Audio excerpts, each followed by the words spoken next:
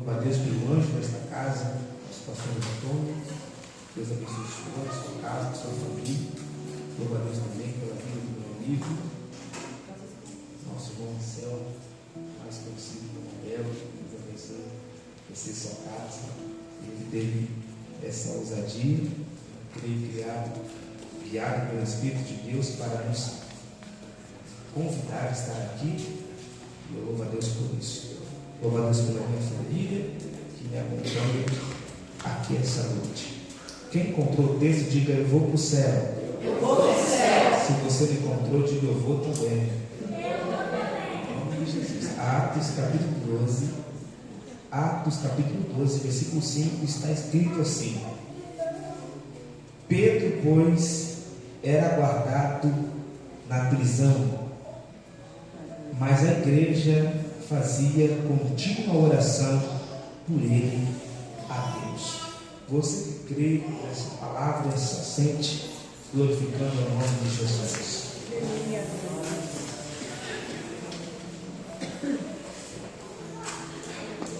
Eu nem pedi a Deus uma confirmação.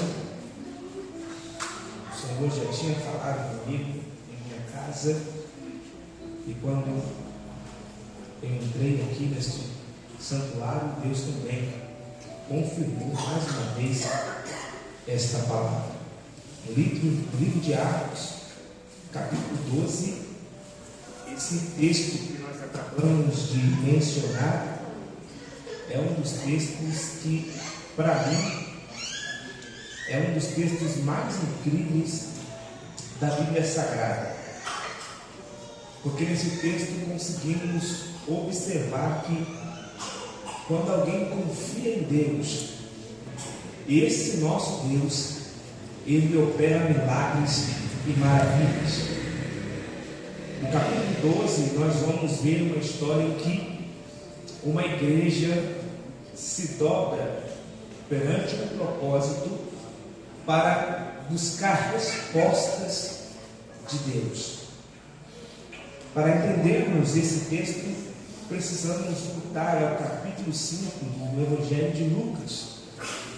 E esse texto de Lucas, capítulo 5, diz que o Senhor estava caminhando à beira do lago de Genezaré, mais conhecido como Mar da Galileia. E ele estava sendo oprimido, apertado por uma multidão que estava querendo ouvir os seus ensinamentos, estavam dispostos a ouvir o sermão de Jesus, estavam dispostos a ouvir aquilo que Deus tinha para falar. Então, o texto diz que Jesus vai caminhando e ao longe, o nosso Jesus, ele avista dois barcos. Quantos barcos? Olha isso. Jesus avista dois barcos. E ao se aproximar deles, Jesus encontra homens trabalhando. Homens, olha que interessante.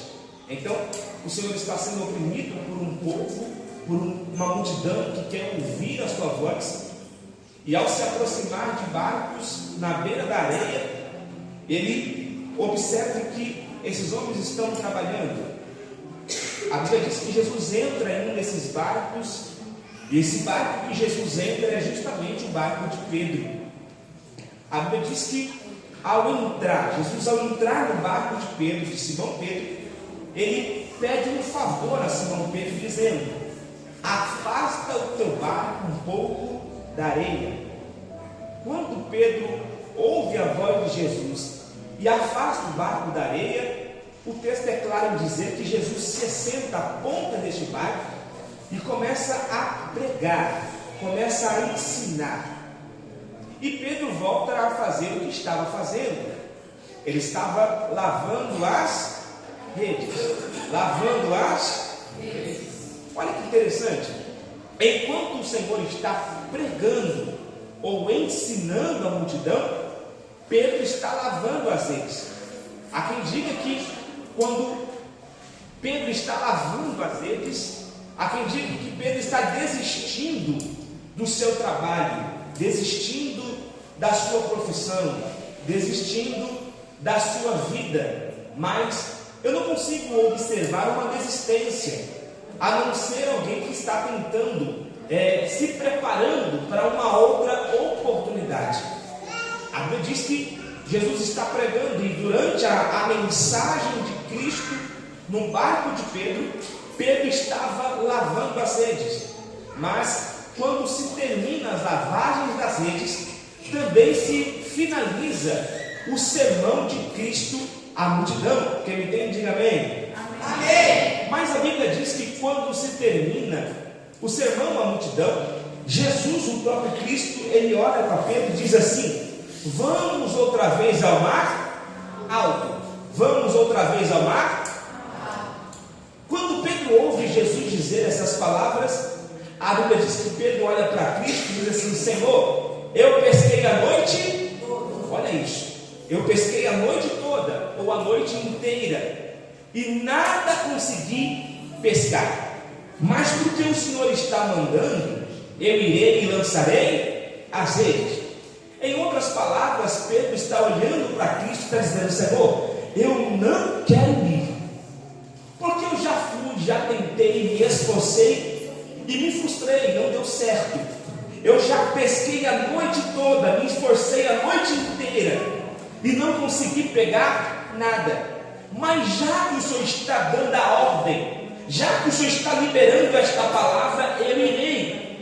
Porém, tudo que acontecer daqui para frente, a culpa não será minha, mas a culpa será sua. Percebe que quando Pedro diz ao Senhor: eu irei e lançarei as redes sobre a tua palavra, Pedro está entregando tudo nas mãos de Jesus, porque Pedro entendia que a melhor hora para se pescar era de noite. Por quê? De dia havia muita movimentação, de dia havia as movimentações das embarcações, de dia havia pessoas no lago, pessoas nesse mar da Galileia, mas de noite haveria uma calmaria. E nós bem sabemos que o lugar de pesca é um lugar que precisa de silêncio. O lugar de pesca é um lugar que precisa de alguém em silêncio para que o peixe se sinta à vontade a se alimentar. E assim prosseguimos com a pesca, pegando esse peixe. Mas a Bíblia diz que, amando de Cristo, Pedro vai, porque Pedro entende que é hora de deixar Jesus agir. Eu não sei se você já percebeu, mas todas as vezes que a gente entrega algo nas mãos do Senhor, Ele nunca nos decepciona, Ele nunca nos deixa frustrado. Toda vez que entregamos algo nas mãos de Deus, deixamos algo no altar do Senhor, Ele nunca nos deixa abalados. Antes, Deus sempre tem resposta e vitória para aquele que confia. Deus sempre tem resposta e vitória para aquele que acredita.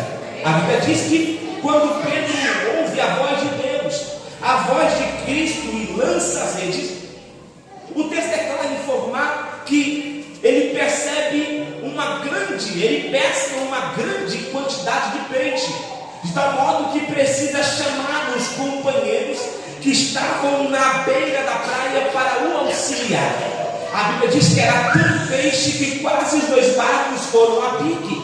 Quando Pedro chega na beira da praia, ele olha para Cristo e diz assim: ausenta-te de mim, porque sou homem pecador. Após Pedro reconhecer que diante de Cristo ele era um homem pecador, Jesus, o próprio Deus, ele libera uma palavra, ou uma promessa, ou uma profecia a Pedro, dizendo: a partir de agora, você não será mais pescador de peixes, mas será pescador de homens ou almas. Quando Deus, o próprio Jesus, libera essas palavras para Pedro, o que Pedro vai fazer depois dessas palavras me impressiona. Por quê, pastor Moisés? Porque o objetivo de Pedro era que o barco estivesse cheio de peixes.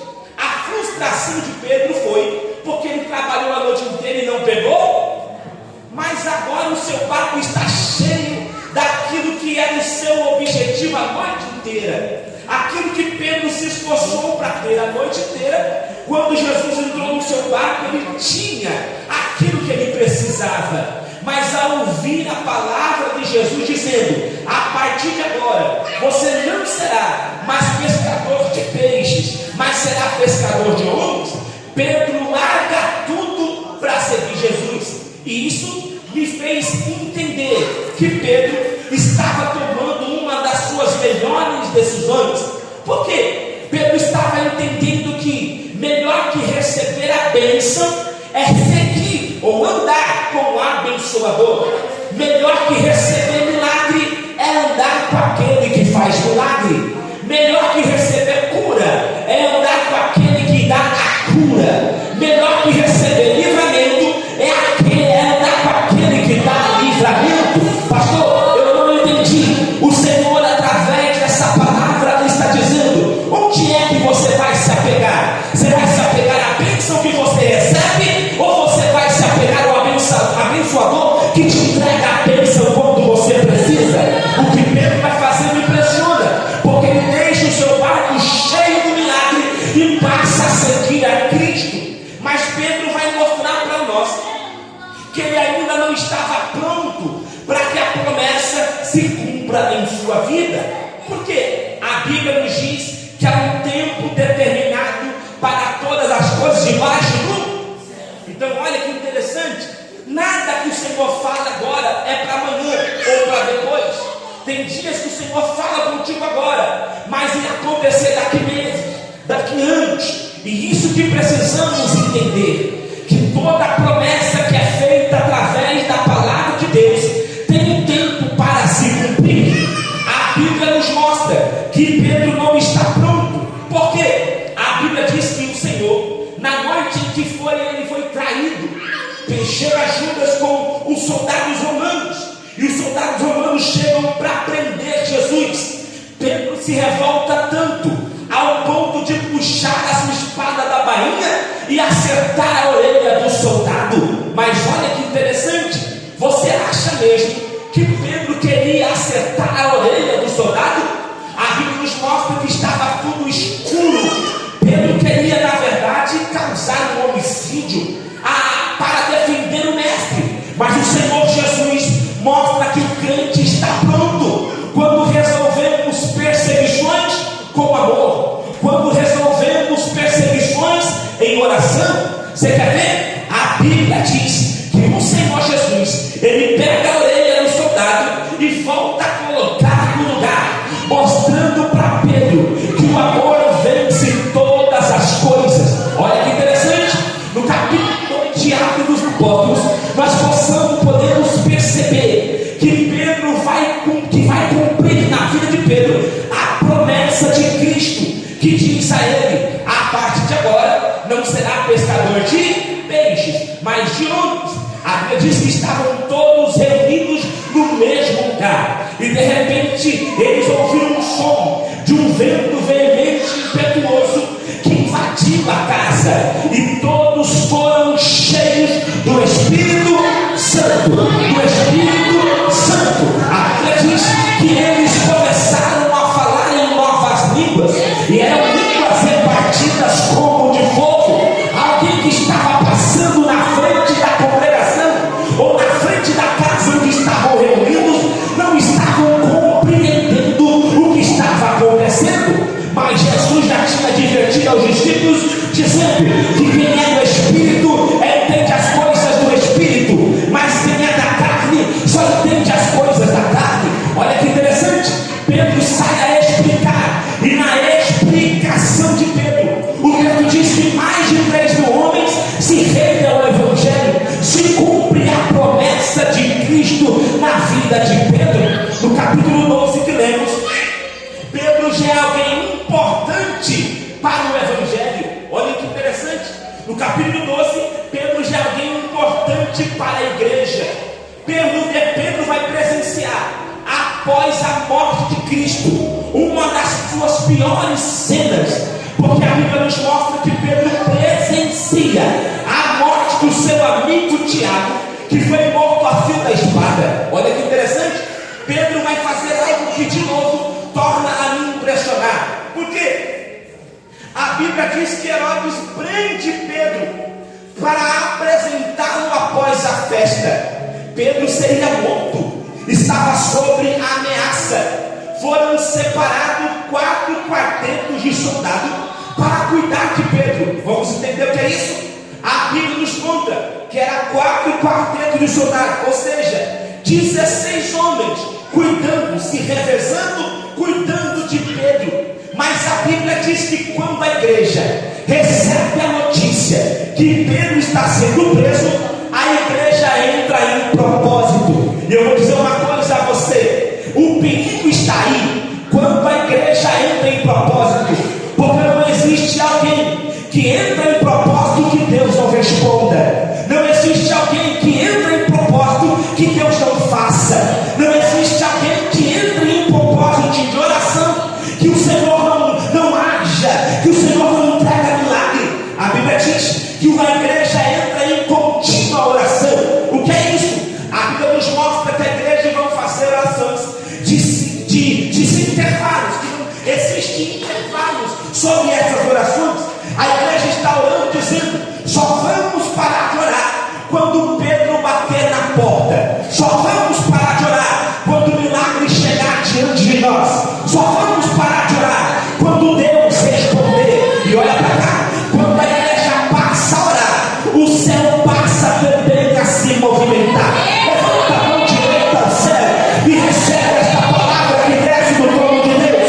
Deus está dizendo para alguém: eu vim aqui responder os seus propósitos de oração, porque a igreja que ora é uma igreja que vence. A igreja que ora é uma igreja que permanece. A igreja que ora é uma igreja que sobressai sobre toda e qualquer situação. Deus está dizendo a quem tem mão levantada, e glória a Deus da boca aqui essa noite. Deus me trouxe aqui só para me informar que essa noite terá resposta de oração para quem que ora, para quem que busca e para quem se entrega diante do Senhor, que recebe a palavra de glória a Deus. A igreja passa a orar. A igreja entra em batalha. A igreja entra em guerra. Quando a igreja dobra o joelho para orar, Deus vai se movimentar, enviando um anjo na prisão. Quando Pedro chega na prisão, ele vai fazer algo que me incomoda. Por quê, pastor? Porque Pedro está sob ameaças. Mas quando chega diante da prisão, pastor Antônio, o texto diz que Pedro vai dormir. E isso eu não consegui compreender. Eu perguntei: Senhor, como pode alguém recebendo ameaças de morte, que morreria ao dia seguinte, consegue entrar na prisão e descansar? Consegue entrar na prisão e dormir? Eu entendo muito bem que dormir é diferente de cochilar. Cochilar é uma coisa, dormir é outra. Porque cochilar você cochila em qualquer lugar, em qualquer ambiente. A Bíblia nos mostra que Pedro não está cochilando. Pedro está e isso me incomoda, porque nós só conseguimos dormir em lugar onde se sentimos seguros.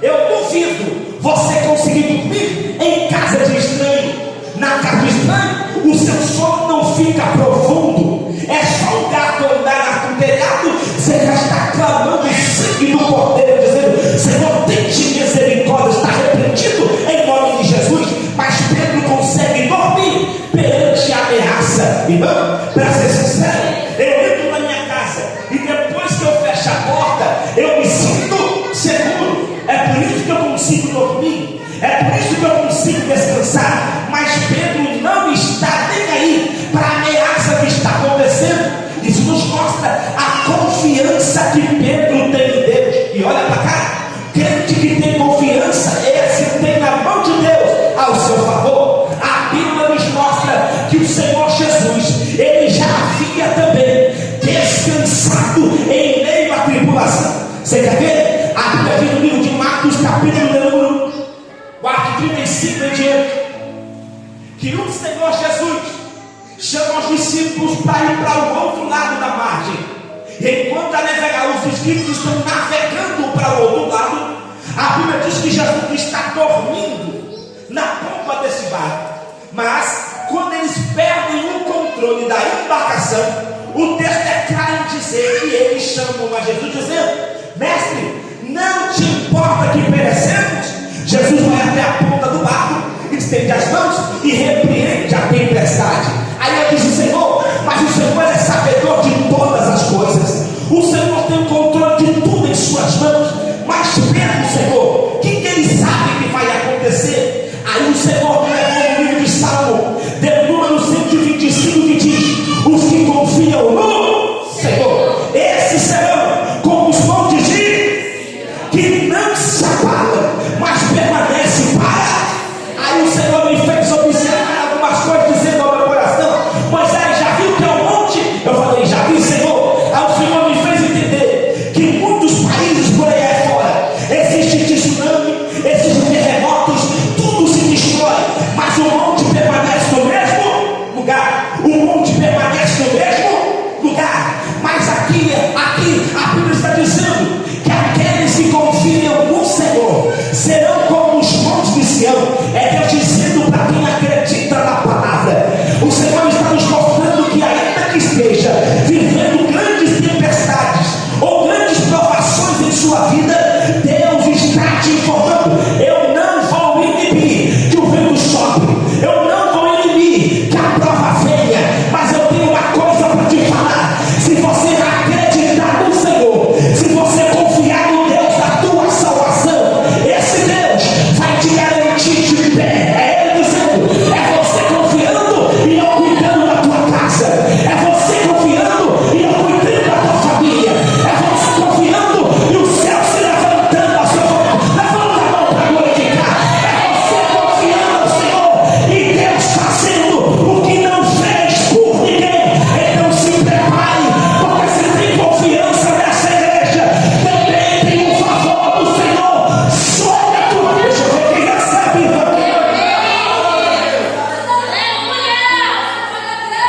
Oh, glória! Confiar em Deus é uma coisa terrível, é uma coisa que só crente de verdade consegue fazer. A Bíblia diz que ele está dormindo, isso mostra a confiança, porque quem ouve a palavra de Deus se sente em paz. Tem dias que entramos na igreja e é tanta tribulação na nossa vida, e essa tribulação que eu estou dizendo não é demônios que estão nos afrontando, mas tantas preocupações que vêm sobre nós, que a gente olha e não consegue nem glorificar a Deus, não conseguimos nem glorificar o Senhor, nem adorar direito a gente consegue. Não é assim? É tanta preocupação que tudo que queremos ouvir é a voz de Deus, porque o ser humano só se acalma diante de uma tribulação, nunca é pela voz de um amigo, de um pai, de uma mãe. O ser humano só consegue se acalmar diante da tribulação quando o Senhor fala com ele. É por isso que Pedro está tranquilo, porque Pedro sabe quem ele está servindo, Pedro sabe quem está por ele, e enquanto a igreja está orando, Deus está dando a ordem ao anjo para tirar Pedro da prisão. Olha para cá, nós não devemos cultuar anjo, não devemos adorar anjo, não devemos glorificar anjo, mas eu aprendi ainda na minha infância com meu pai, que quando o anjo desce na igreja, ele desce na igreja para três funções: ou ele desce para trazer livramento, ou ele desce para trazer resposta, ou ele desce para trazer vitória. Eu cresci na igreja e os tempos antigos era muito diferente. Eu ainda acredito no Deus que age nas igrejas antigas, é o mesmo Deus que age nas igrejas de hoje. Eu cresci numa igreja onde a minha infância não tinha celular para me acalmar na igreja. Minha mãe ficava furiosa comigo, porque minha mãe dizia que eu andava na igreja debaixo dos bancos com uma caneta na mão, riscando as batatas das irmãs. E minha mãe dizia ao pastor: eu nunca mais vou trazer esse menino para a igreja, ele não me deixa cultuar e não deixa as irmãs cultuar também. Quando eu estava riscando as batatas das pernas das irmãs, eu estava no púlpito riscando as mãos dos obreiros. Minha mãe dizia: é uma coisa terrível trazer ele para a igreja.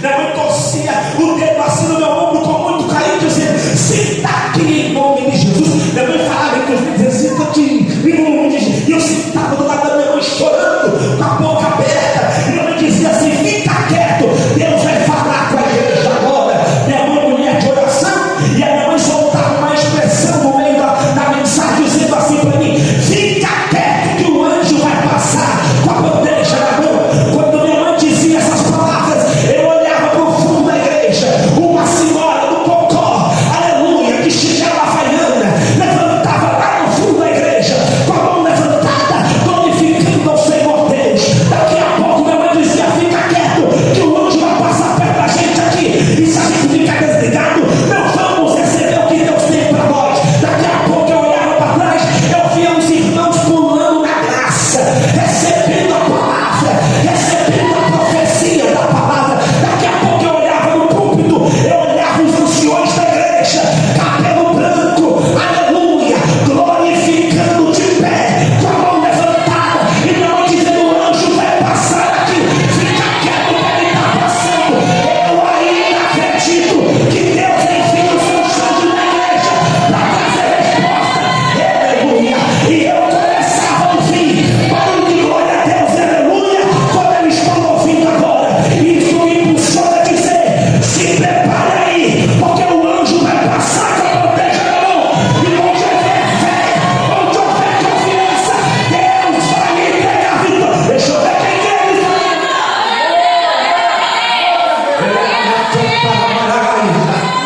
Aleluia.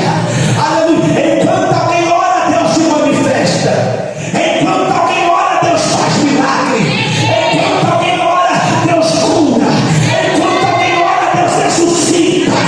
Enquanto alguém ora, Deus liberta. Eu estou pregando para alguém que está em propósito, e Deus está dizendo: eu vou trazer resposta à tua casa, eu vou trazer resposta à tua vida, eu vou libertar alguém da tua família que recebe de glória ao Senhor.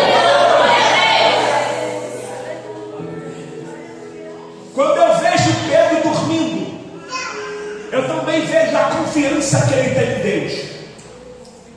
E para confiar em Deus, nem sempre é tão fácil, porque Deus não vem como nós queremos, Deus não age como nós desejamos. A oração muda tudo na vida de um crente. Eu conto isso e termino. Eu conto isso e concluo.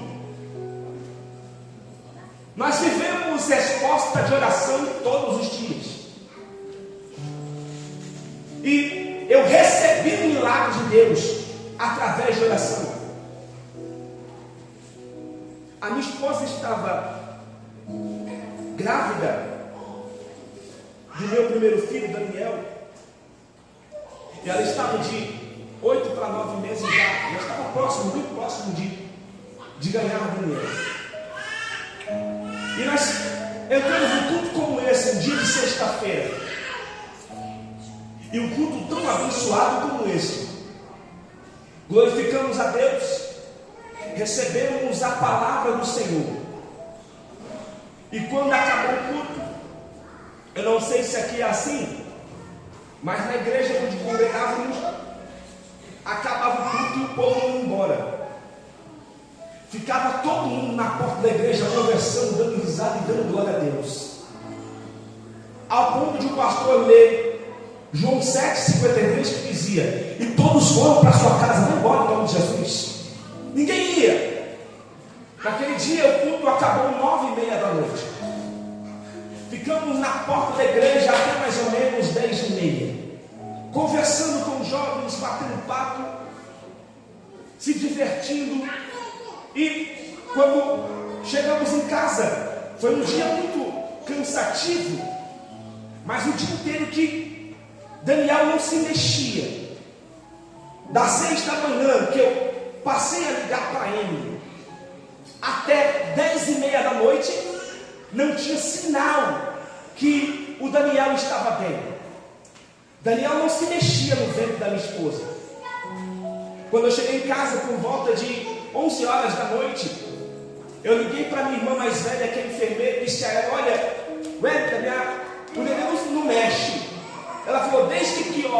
crente desde 6 da manhã. E em casa, nós deixávamos sempre um chocolate, porque eu aprendi com as irmãs mais idôneas da igreja, que quando uma grávida come chocolate, a criança fica pentecostal no peito. Ela mexe, agita.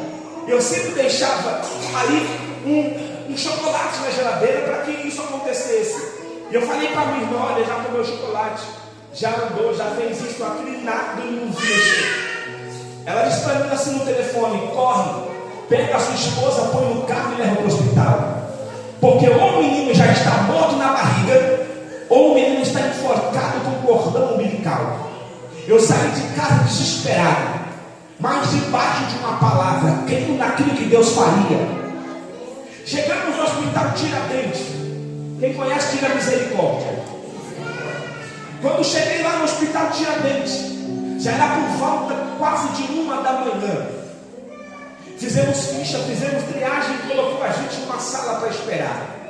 Eram muitas grávidas que estavam naquele ambiente e a demora estava gigante. E já era quase 3 da manhã, umas 2h30 da manhã, e o Daniel ainda não tinha se mexido. Já estava chegando 24 horas que o Daniel não se mexia no ventre. E o desespero ia batendo. Daqui a pouco, uma enfermeira veio na sala, olhou para mim, olhou para minha esposa, olhou para os outros pais que estavam ali e disse assim: levem as suas esposas para outro hospital, porque o médico saiu em emergência e ele não retorna mais hoje. Nós saímos dali em direção ao hospital Planalto. Liguei para minha mãe e disse: mãe, olha aí. Já era quase 3 da manhã. Eu disse: mãe, olha aí, porque não tem médico nesse hospital. Estamos indo para Planalto, mas eu acho que meu filho já está morto. Minha mãe liberou uma palavra, aleluia, no telefone, dizendo: vai em paz, porque Deus já deu um livramento. Quando chegamos no hospital Planalto, fizemos outra triagem, fizemos outra ficha e fomos colocados de novo para esperar. Quando estávamos esperando o atendimento, já 3 horas da manhã, eu decidi orar com a minha esposa. Disse assim: vamos orar. Coloquei a mão sobre a barriga dela, ela colocou as mãos sobre a minha mão, e nós começamos a orar. Eu disse assim: Deus, quando eu oro, o Senhor faz. Eu já orei por tanta gente, o Senhor curou. Já preguei para tanta gente, o Senhor fez grandes coisas. Então traz a vida do meu filho agora. Quando eu tirei a mão, a barriga não se movia, estava intacta do mesmo jeito. Aí eu me desesperei. Tornamos a colocar as mãos sobre a barriga, e aí eu chorei, irmão. Chorei que nem criança, porque eu não sabia se a oração daria certo naquele momento. Quando tornamos a orar, eu mudei a minha oração. Aí a oração já não era uma oração prepotente, já não era uma oração de quem confia em si mesmo. Eu olhei dizendo: Senhor, tu me conheces, tu sabes quem eu sou. Se um dia eu preguei, nunca foi por mim, foi porque o Senhor tem dado graça. Se eu orei por alguém, alguma coisa aconteceu, nunca foi para minha honra, sempre foi para a glória do teu santo nome. Mas o Senhor tem a misericórdia de mim, da minha casa. Pai, em nome de Jesus eu te peço, traga a vida do meu filho agora, em nome de Jesus. Quando eu soltei o nome de Jesus, Daniel chutava para a esquerda, chutava para a direita, chutava para cima, chutava para baixo, e nós começamos a chorar. Ninguém estava entendendo o que estava acontecendo, mas através da oração estávamos recebendo um milagre. Hoje já faz 8 anos que Deus fez um milagre em minha vida. Está glorificando a Deus, pastor. Você quer dizer o que com isso? Eu estou dizendo que Deus vai responder hoje a sua oração. Então se prepare, porque alguém vai sair das drogas. Se prepare, que o céu vai libertar alguém na sua casa. Se prepare, que Deus vai abrir a porta através da sua oração. Quem crê na palavra, quem crê no testemunho, quem crê naquilo que sai dessa altar, glorifica o nome de Jesus.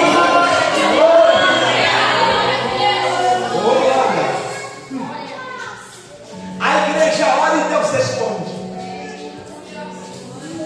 Já fechei a Bíblia e encerrar agora. Pedro sai da prisão. Quando Pedro chega na frente da casa onde está tendo oração, o texto diz que todos estão orando. Eu disse: quem?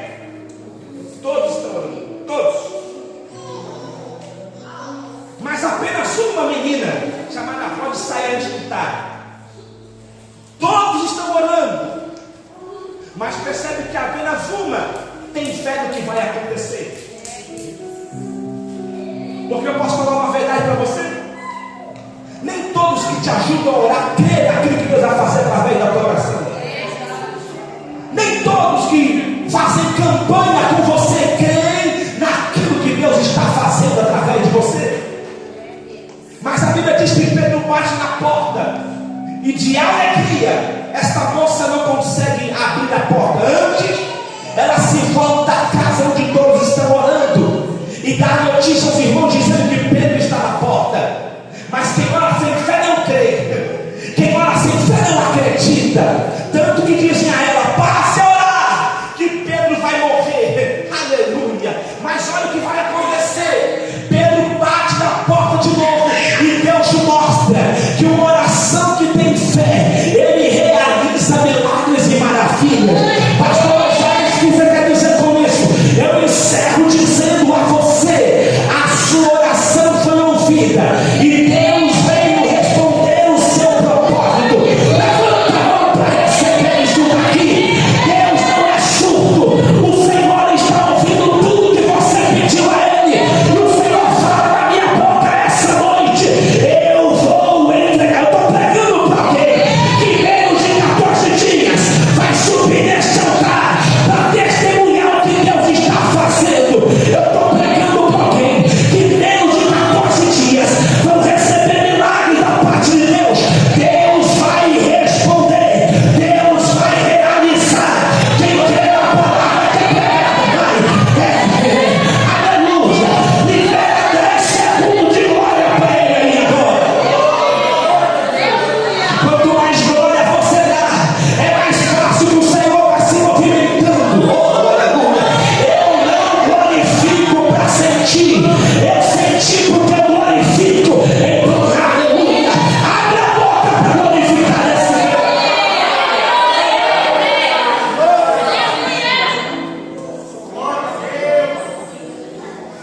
Com a permissão do nosso pastor, ficamos de pé.